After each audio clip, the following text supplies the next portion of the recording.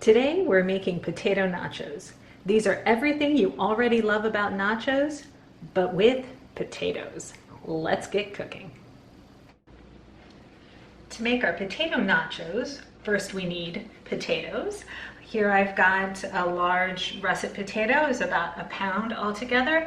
I've sliced that into thin slices, somewhere between 1/4 of an inch and 1/8 of an inch, or roughly 4 millimeters.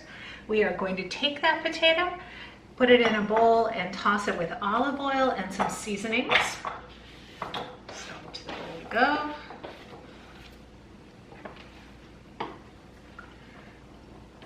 Put some olive oil on here and toss the potatoes so that each slice, we'll be working this in as we go here, but we want to make sure that each slice gets coated in olive oil so nothing sticks. All right, so we're going to put a bit more here and hit that with some salt, a little kosher salt, and pepper, several grinds of black pepper, some paprika. I like to use smoked paprika, but whatever you've got or whatever seasonings you like. And then just a little sprinkle of dried cayenne. All right, I'm gonna put a little bit more olive oil on that and give that a toss. Just so that these are evenly coated. And to make sure nothing sticks, I'm gonna go ahead and put a little bit of olive oil on my pan as well.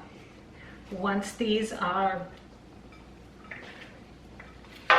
thoroughly mixed around here, I'm going to arrange the slices on a large baking sheet and put these into a 375 degree oven for 15 minutes or so. We'll give them a check, and at that point probably turn them over and give it another 10 to 15 minutes in the oven. Obviously, these are going to be nachos, so they're going to go back in the oven a little bit later. We want them nice and golden brown, but not too toasty. So once we get these all on the pan, we will slide them in the oven and do that turn, and we'll check back when they're all done. Our potatoes have been in the oven for a total of 30 minutes, 15 on each side. They are ready to become nachos. You can see a few of them are a little bit crispier, the outer edges. Those are mine because I really like the toasty ones. And the rest, we can see, are just nice and golden on the underside and really around all of their edges. All right, we're gonna let those cool just for a couple of moments so that they're easy enough to handle. We're leaving our oven on because these are gonna go right back in once they're topped. And at this point, if you haven't done so already, it's a good idea to grab your favorite nacho toppings, whatever those might be. Our potatoes have cooled enough to be easy to handle. We're going to start stacking these up. I'm going to do a couple different little piles and top each one accordingly. My little crispy nachos will be over here on this side. So I like to, of course, use cheese in mine, and here we're going to keep it simple and vegetarian. Of course, you can add anything at all that you like on nachos. Will be extra delicious on potato nachos. So here, though, we're just using a bit of shredded cheese. We're going to put some black beans in these nachos. Pile that on here. Add a little bit more. Add a bit more there too. All right. It's easy to get carried away with nachos because it doesn't look like that much, and then you add another layer and before you know it you have a lot, but that never seems to really be a problem. Can you have too many nachos? All right, add some peppers to these. I'll remember to wash my hands before I touch my nose or eyes. Just gonna go ahead and use my finger. It's a little bit easier to arrange everything. So a few peppers there and a few beans as well.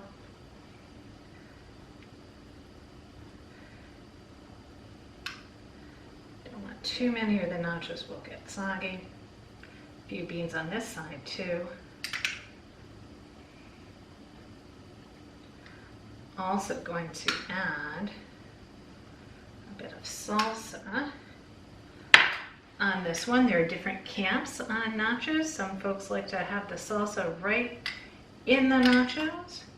Other folks prefer to wait to the end. So we're going to do one each way here. A little bit more cheese before we add another layer of potato. So a bit more potato here, like so. And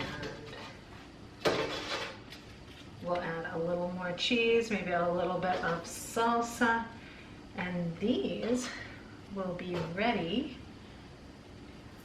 for the oven, and they're just going to take a few more minutes in the oven. Depends on how toasty you like your nachos or how crispy you like your cheese. If you want it just melted, then you probably only need another 5 minutes or so. If you like things really toasty, well then, you can always go for a bit more time. This big chunk of onion in there.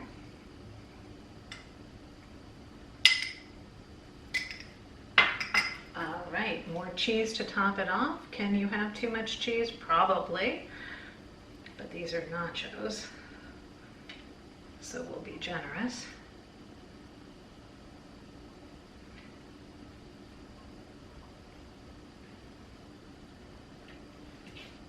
There we go. And we're ready for the oven. We'll see them in a few minutes. It's been 5 minutes. Time for some tasty potato nachos. Ta-da! Our cheese is all melted, crispy at the edges. We're going to call these perfect. Top them with a little bit more salsa, maybe some pickled onion and pepper, and dig in. We hope that however you do it, you try these potato nachos and check back with us every Friday for a new video at 4.